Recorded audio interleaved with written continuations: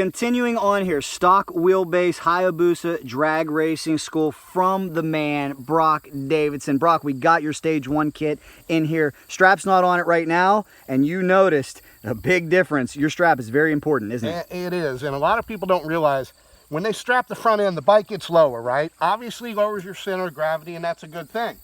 But another thing that it does is it preloads the springs. So, see this? When you go to launch, if your front end spring, if you're not compressed real tight, it'll have a slide effect, sort of a slide hammer. And I was feeling the bike want to start to wheelie because of that slide hammer effect, and I was actually just naturally giving it clutch to try to compensate for that. If the strap was on this bike, I could leave much quicker without changing anything else. Very cool. Now when I strap this to the drag strip, how far do I want to crank it down? We like to have at least some play, right? So you'll see guys, and I do it every once in a while, a guy straddling the front of the bike, I'm pulling on the strap, they're pulling forward to where the rear tire comes off the ground. There's no such thing as taking too much or making the bike too low, as long as you have enough ground clearance. But you really want to take that preload out, and usually when that happens, we can move it maybe 1/4 of an inch, and that's all you need. Drag strips are pretty smooth, so you don't need a whole lot of suspension. Excellent. And we're also talking about shifting. You were giving me some lessons. We're not using the clutch in drag racing, right? As a street rider, that's a hard habit to break. It is. But tell me about not using the clutch. So basically what you do, the clutch is just to launch with. And then after that, the only time you use it is to slow down. When it comes to shifting, what I typically do is I'll sort of just preload the lever and back off on the gas real quick like this, a quick blip, and the bike will shift. Very cool.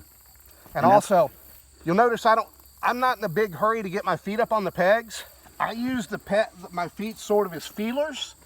So if the bike is trying to wheelie excessively, if I don't feel anything, if I can't feel my feet, then I gotta worry that I might be in the area where I could be trying to loop the bike. So I usually, of course you have to have your foot up first to second shift, but I don't worry about getting the other foot up until second, third, fourth, and on. Love it. Very cool. Anything else you'd like to add in there for beginners like me? Man, it can be really frustrating, but it can also be really fun. It's just like anything else. If it was easy, everybody'd be doing it. So go out, practice with a big smile on your face, and you'll get better. And then you can go out run your friends, and that's even more fun. Love it. Hopefully we get more people involved. Well, let's see another practice shot here at the undisclosed facility for Brock's Performance and CycleDrag.com. Brock is practicing some 60 foots and doing a great job on this virtually stock Hayabusa. This is the first man to put a street bike into 7s. Let's watch him.